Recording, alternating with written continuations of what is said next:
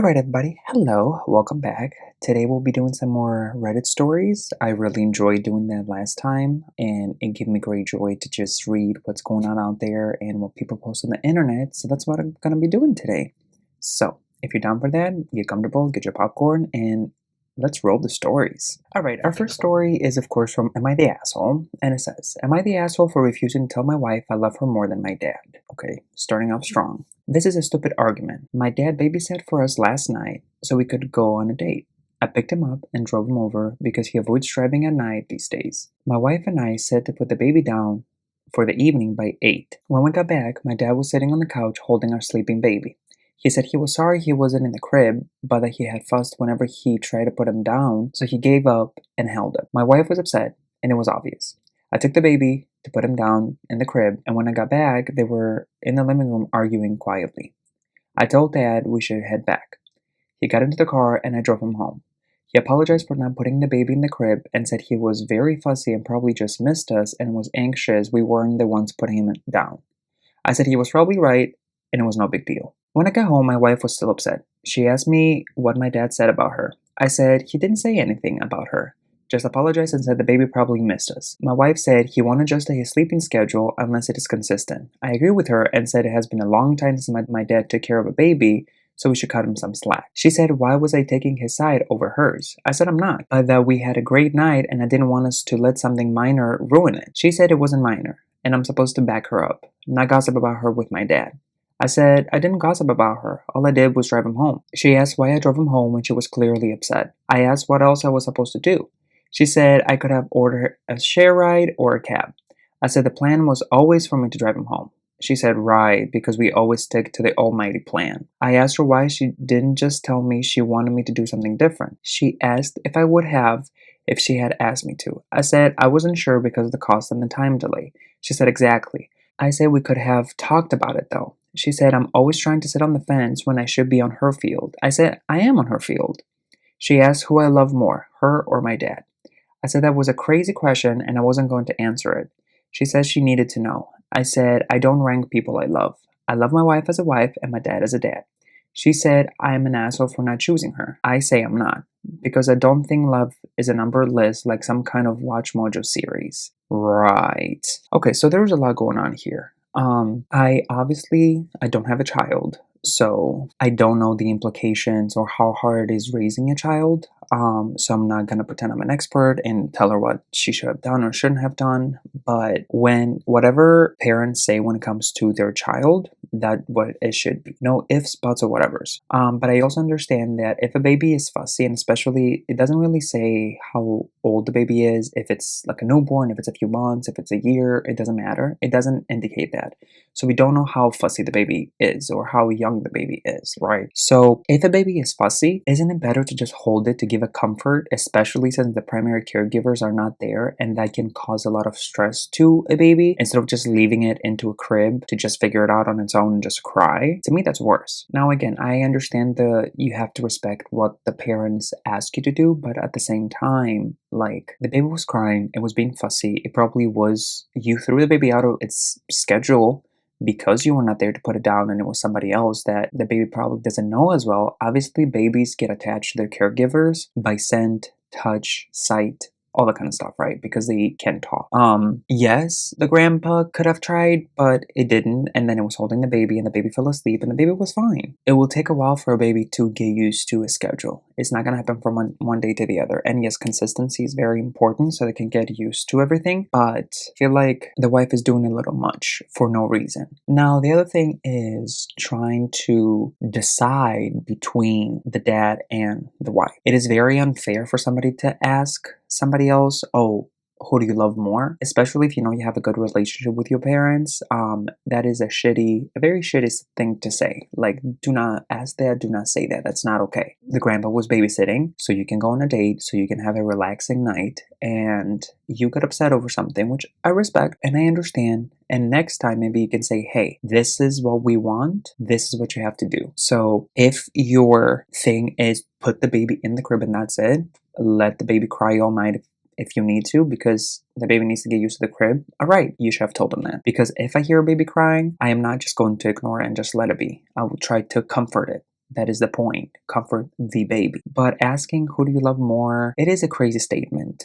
Because like the original person that posted this said, there's different like structures of love. He loves his wife, he loves his dad as a dad. The two cannot compare. So it's a very different type of love. So the fact that you're making him or asking him to distinguish that, it's kind of crazy. So yeah, I don't think that person is the asshole. I think they need to have a conversation with the wife on what's expected. So next time, because I don't even know if the grandpa will want to come back next time, we'll be more aware of what's expected and what he needs to do to take care of the baby in the way that the family or the parents want to. So yes, I don't think you're the asshole. It's a weird situation to be in. All right, off to our next story. Okay, the next story, it is also from Am I the Asshole? And it says, am I the asshole for getting mad at my girlfriend for wearing mismatched socks? What? I've been dating G for 5 years and was considering proposing until this.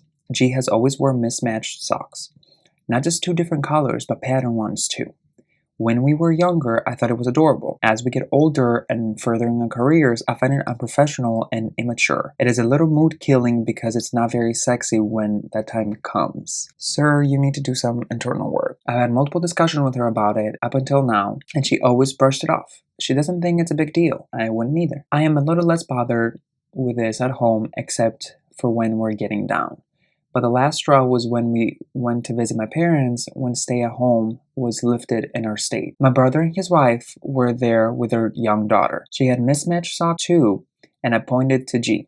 G says she doesn't mind matching with my niece and that it didn't mean anything about maturity because they're just socks. Right. To me, it proves she's acting like a literal child. I just don't understand what's the problem with wearing normal matching socks. When she was at work, I got rid of all of her pattern and colored socks and replaced them all black socks. I thought she would be excited to get new socks. She blew up at me, accused me of being the immature one, accused me of needing to feel in control, etc. I just want her to dress like an adult and told her I don't want to marry an overgrown child. She's been staying with her sister since and won't speak to me until I understand. Am I the asshole for replacing her socks? They're just socks. Bro, what the hell? Why are you in her sock drawer? Why are you throwing out her shit? Like, what is your issue? It's very much because of control. If you don't like that she's wearing mismatched socks, then walk away, bro. You are not going to make her do anything she doesn't want to fucking do. Like, you're so weird about that. Like, what? That does not mean that she's not professional. That does not mean that all that kind of stuff, that she's an overgrown child because she wears mismatched socks. That doesn't mean any of that. Especially the comment about being unprofessional. Baby, at work, they're not going to look at your socks. They're going to look at your work performance. They're going to look at your work ethic. They're going to look at your work in general. They're not going to look at your socks and say, oh yeah, you're unprofessional. Like, get the fuck out of here. What? I very much agree. I feel like that is very much a control thing. He wants to be in control, and respectfully, this is one of the signs of a relationship abuse when one party is trying to control the other party in the relationship. What to wear, what to say, how to act, whatever. No, that girl needs to get the fuck out of that relationship and not look back, because that's crazy. So yes, you are the asshole for getting mad at your girlfriend, because if you don't like a quirk that she has, then you shouldn't be with her. And it's not even a crazy quirk. It is mismatched socks. 99% of the time, like you said, nobody can see them. If that bothers you so much when you getting down, ask her to take off her socks. She doesn't have to wear them. Like, what the fuck is your issue? Like, I don't like that. No, it sounds very controlling and sounds very weird. I do not like that. Alright, off to our next story. Alright, this one says, am I the asshole for not letting my daughter's biological mom see her? This is a longer one, so buckle in. And it says, my female 31-year-old sister, female 36-year-old, is a drug addict. She's been addicted to opioids since she was 18. In 2015, she had a daughter, Lily, she's now 10 years old, that she immediately lost custody of. She was born with drugs in her system. My sister went to prison and Lily went into the foster care. By the time Lily was 1, my parents have managed to become Lily's guardians. They love Lily with all their heart, but they did not want to raise another child. So by the time she was 5, I became her guardian. I had just finished school and got my first serious job. My then fiance, now husband, was extremely supportive and fully willing to raise her as our own. For the past decade, my sister has been in and out of prison. We didn't have contact except for her occasionally showing up to ask for money. She never gained custody, but still could if she got sober. To stop that from ever happening, I made a deal with her. She relinquished her parental rights, and we gave her a large amount of money in cash. She accepted. Lily became eligible for adoption, and we're currently still in the process of adopting her. We expect it to be finalized later this year. My sister called a few days ago. She apparently has been sober for almost a month now and would like to see Lily. She regrets giving up custody and believes I took advantage of her when I got her to sign away her parental rights. I told her that I'm absolutely not letting her near Lily. She begged me to at least let her see her someday. If not now, then in a month or two. She promised again and again that she's getting her life together just for Lily, saying that Lily is her primary motivation for her sobriety and that I am dooming her to fail if I take that away from her. Husband and I do not want my sister to have any contact with Lily. We believe it will be confusing for her at best and traumatic at worst. The last time she saw Lily was when she gave birth to her. Lily does know that I'm actually her aunt, even though she calls me mom, but doesn't know and has never asked why she's being raised by us and not by her biological parents. I do still love my sister, and I will be overjoyed if she managed to stay sober, just not at the cost of Lily's well-being. I do not know what to say to her, but I do know that I'm not letting her meet Lily now or in the nearby future. Maybe when she's a teenager. If not, she will have the chance to decide for herself when she's 18. I told my sister my decision, and it devastated her. I feel terrible for her. I do not want to keep her child away from her, but I feel that I cannot risk harming Lily to help my sister. Such a child doesn't deserve to have the responsibility of healing her biological mother, in my opinion. Am I the asshole for my decision? I'm seeing my therapist next week, but at the moment I'm so devastated and so overridden with guilt that I don't know what to do. Whoa.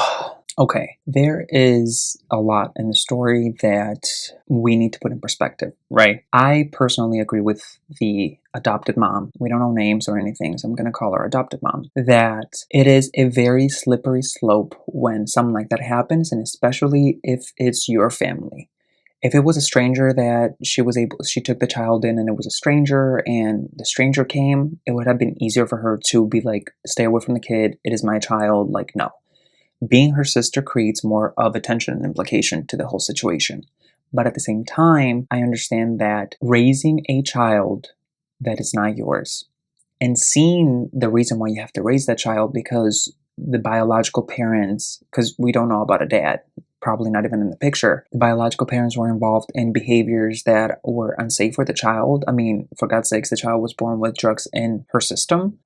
It is hard. Yes, I agree to keep the child away, and I will probably do the same thing of waiting until the child is old enough to decide on their own, especially after 18, and let them decide what they want to do. The other thing I would like to point out, which is great, that she said that the biological mom is sober for almost a month. That is amazing. That is a great way to start your road to recovery. But it is also a very slippery slope because you can get triggered and go down that road again in a blink of an eye. It is very, very easy for, unfortunately, people that are addicted to substances, drugs, whatever you want to call it, to be sober and then one thing goes wrong, something triggers them, something in the minor, and return to the behavior because they're comfortable in that state.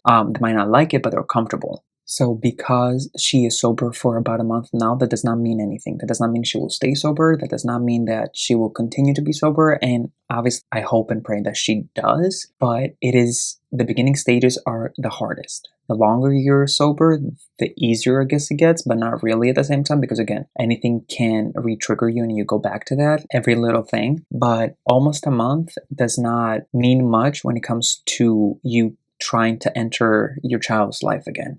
Because if she starts seeing you, then you disappear again, that's going to hurt her even more. And also trying to explain to her right now at 10 years old that, hey, this is actually the actual mom. Lily, of course, going to have questions. Why are you not raising me? Where have you been? What is going on? And then you have to explain to her, oh, I've been addicted to substances and I can't have you. I lost custody of you.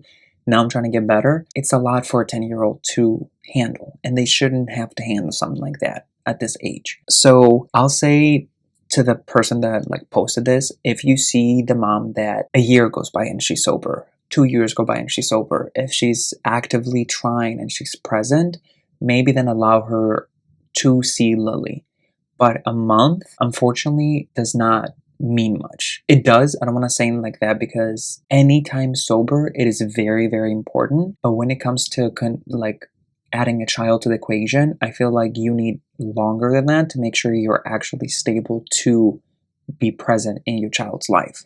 So I feel like I agree with the person that posted this. Yes, let Lily decide when she's old enough what she wants to do. because she might have a desire to see her biological mom. Maybe she doesn't have a desire to see her biological mom. You don't know. People that get adopted or kids that get adopted sometimes have a desire to see where they came from, and sometimes they don't.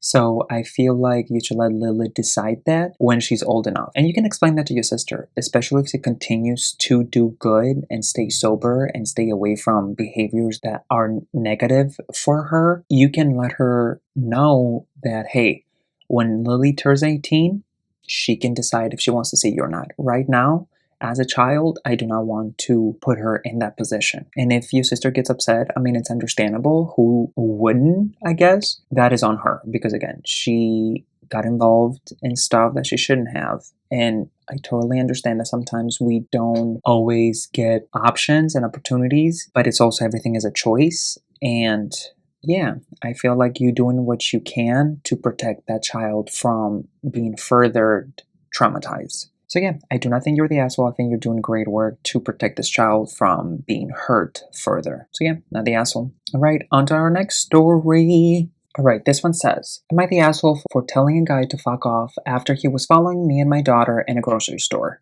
Ooh, no, immediately no. I support you. My 6-year-old daughter and I were at a store getting groceries. We were in one of the frozen sections and an older man came up to us. He had a Bible under his arm and a stack of coloring sheets that had religious symbols and references. For example, there was a coloring sheet with Mary and Jesus. He offered a sheet to my daughter. She's kind of shy. She took it, looked at it, and shook her head before giving it back to him. I said something along the lines of, thank you, but I don't think she wants that one, before looking at the daughter, who nodded and whispered a no thank you. The man tried pushing her to take one, saying, I have different ones, but she just shook her head. I smiled politely and continued on with my day. A few minutes later, I kept seeing him walking around. He wasn't shopping, he was walking around, going up to random people. He came up to my daughter again, this time he showed her this coloring sheet with animals and an ark and began asking if she likes animals. He began for a reason to tell her the story of Noah's Ark. I said, excuse me, but she said she doesn't want one. He then asked if I was interested in learning about the Lord, and I tried to be as polite as possible and told him we aren't religious like that. The man pointed out my cross necklace and said why I wore it if I didn't believe in Jesus. And I said, I didn't say that. I said we weren't religious like that. He kept trying to talk to us, and it got to the point where my daughter was trying to hide behind me. I tried walking away and pushed my car, but he kept following us. Finally, I turned around and said, sir, please stop following us. I'm not interested.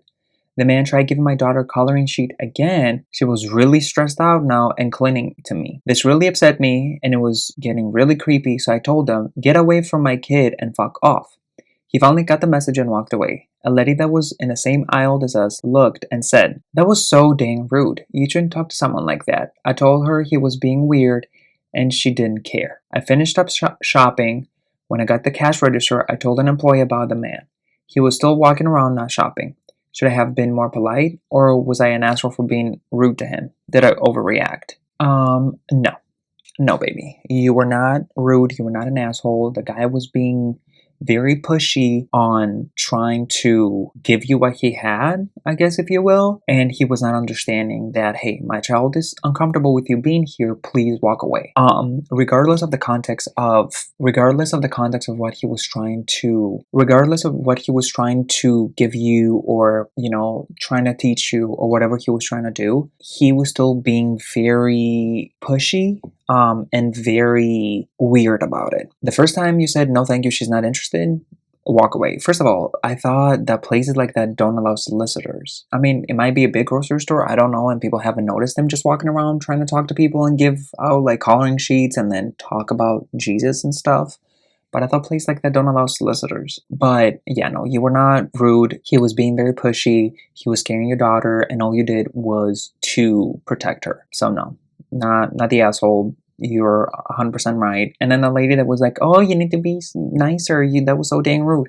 Bitch, you didn't see that he was following me around scaring my daughter. Do you want to talk to him? Go ahead. Take the coloring sheet, put it up your ass. I don't care. Me?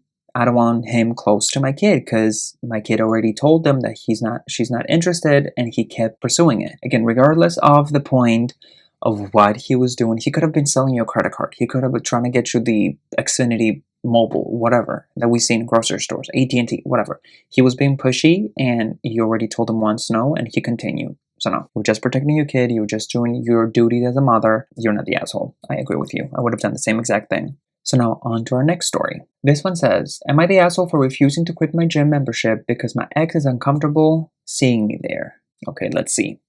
Me, 29-year-old male, and my ex-girlfriend, 4-year-old female, damn, broke up about a week ago. It was honestly pretty messy with a lot of cursing personal insults from both of us. Her last text to me was, don't even contact me again, and I've respected her wishes.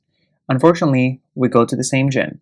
When we broke up, I gave it a few days before I started going back again to let the dust settle. I even changed my schedule and started going at 7 p.m. instead of 6, figuring at worst she'll be almost done with her workout and there'll be minimal to zero chance of us having to see each other. Last night, we ran into each other as I was coming in and she was leaving. I didn't say a word or try to make any eye contact, but she said, what are you doing here? I thought about just ignoring her, but end up replying, just going for a workout? To which she replied, I am very uncomfortable seeing you here. Can you find another gym? I said, no, this is my gym too. I have every right to be here and I don't care that you're uncomfortable. Probably shouldn't have said the last part in hindsight, but honestly, I didn't care in the moment how she felt, and I was amazed she even tried to ask something like this. Of course, then it escalated to, you're a piece of shit, you're just trying to force yourself back into my life, you never care about me or my feelings anyway, etc., etc. I let her go on for a few more seconds before I had enough and went in for my workout. I told my friend about the interaction later, and she said I should just go to another gym to keep the peace, which I think is completely unfair and something that I shouldn't have to do. So, am I the asshole here? Depending on the context, from what we read, because again, what we need to remember with like any of the Reddit stories or anything goes on the internet, we only know one side of the story, right? But from what we get from you in this particular context, no. You should not have to change your routines or where you go just because she feels uncomfortable. It's not your responsibility. You broke up, it got ugly, you go on about your life. If she feels uncomfortable seeing you in that gym, then maybe she can change gyms. You shouldn't have to, and she shouldn't be asking you that in the first place anyway. And she does. Too bad, so sad. If you don't like me being here, change your schedule, change your gym. I am not going to do it because I enjoy the gym. Now, at the same time, it's like, I wouldn't call you the asshole, but if I were you, I probably would change gyms just because if I break up with somebody and it's ugly, I just don't want to see them, period, right? So I would just go to another gym just so I don't have to see them again. But that's just my opinion. You don't have to do that. Again, from the context that we get from the story is, no, you're not the asshole. If she's uncomfortable, she can go to another gym. She is not forced to be there. In the same way, she doesn't want to give it up. She shouldn't expect you to give it up either. So no, I don't think you're the asshole. You have every right to be there, like she does. Now, out of context, we don't know what happened with this and why the relationship ended. Now, if she feels uncomfortable because she might be fear her safety, which obviously this is not in here, I might just be reading too much into it, then that's a different story. Then she should be calling the police, not telling you not to go to this gym. But besides the point, from what we get from this, no, you're not the asshole. You have every right to be in that gym. Again, personally me, I will have just switched gyms so I don't have to see them. It's not a big deal at the end of the day. You really like that gym? Stay in that gym. She cannot make you quit. She cannot make you leave that gym. She can leave that gym herself. She doesn't want to see you, but she cannot make you stop going to that gym. So no, you're not the asshole. And with that, let's go to our next story. We have a couple of more. Okay, this one, I don't know. This one, it is from Am I the Devil? And it says, coworker got pregnant. This is going to be a bit of a rant, so bear with me. I work in a team of 3 people, and I'm the only male, 28 years old. The other 2 people are my boss, who has a child, and my colleague, 28 as well. About a month ago, the latter announced her pregnancy. We work in a crisis management, so we have to be available 24/7 via phone. Well, now that she got cummed in, one time too many, she doesn't have to. So now, the turns are divided between me and my boss.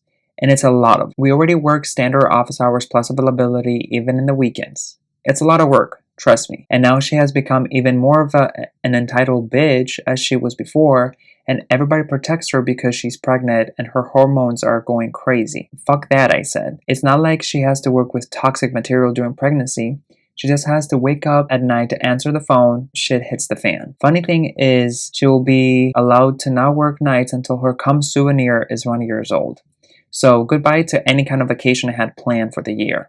Sometimes I will mysteriously fall ill and be unable to work. Would you look at that? I find this kind of treatment to be extremely discriminating against male in particular, honestly. Thanks for reading. What in the fuck did I just read? There's so much over here, and I will try to keep it contained in our rant for too long about the rant that we just read. But first of all, you should not be talking like that about anybody. Like, that's you disgracing her. Like, what the fuck? Why are you talking like that about her? Number one. Number two, because your place has horrible management and not enough staff, and it's only 3 of you, that is not her fault that she got pregnant. That is something you should go to higher ups to say, hey, we have a lot going on and we cannot handle it. Like, it's not her fault that she got pregnant, and your place that you work does not have enough staff to cover. That is not on her. What the fuck? You should not be talking about that like that about anybody. Like, that is so fucking weird. Obviously, working in crisis, it is a lot and it takes a lot out of you, but she got pregnant. Get over it. Or it sounds like you hate being there, so leave. It is not your responsibility nor her responsibility. Like, what? That's the job. If you don't have enough people, say something or go somewhere else with more support. It is not her fault that you cannot take vacations. That is on you. You know what PTO stands for? Prepare the others. So you can still take your time off if you need to. That doesn't mean anything. Let your boss figure it out. It's not your fault that they're not staffed enough or whatever the case might be. So because you're angry with how your place of work is, do not take it out on somebody else. This is not unfair on males specifically. Sounds like an issue of the place you work. They just don't have enough support for the staff. So it is not her fault. You are very much the devil, even though you were not even asking if you are or not. You're just ranting. But no, that's fucking crazy. Another thing that you need to remember is, as you probably feel yourself, working crisis, it is heavy. A pregnant woman with hormones that are off balance because of a pregnancy, plus being very sensitive, should not be doing crisis. She should not be answering calls that can be very detrimental to her health mentally or otherwise, along with the baby. So that's fucking insane that you would even say all that kind of shit. No, you're horrible. You're a horrible human being. Horrible. That's not okay what you said and what you did and all that kind of shit. Quit your job if you don't want to be there. Quit your job if you cannot handle it. It is not her fault. It is management's fault. All right. And for our last story, we have, am I the asshole for wearing pants that are see-through in certain light? Ooh. I, 27-year-old male, found some white pants that I thought looked really cool. However, the only issue is, after I bought them, I found that in some certain light, you can see through them. Nothing obscene, just the pattern of my underwear and maybe some leg hair. But that's only if you really look. Anyways, I got compliments on it from my buddy Ray, 28 years old, on them once, and made him laugh when I showed him how they could be see-through. He just laughed and also mentioned he hadn't noticed until I pointed it out. Anyways, the other night, Ray and I met with a woman he was talking to and one of her friends. When we were about to leave my place, the woman weren't there yet.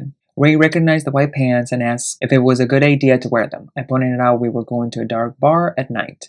We went out, the dates both went fine. The next day we hang out. Ray said that he was frustrated I couldn't clean up better and he didn't want both of us to look like creeps. I pointed out that the pants were not see-through in the dark, and the girl I was with even complimented me on them. It's not that deep, but Ray still seems pissed. Am I the asshole? I am confused. Y'all arguing about pants? Like, what?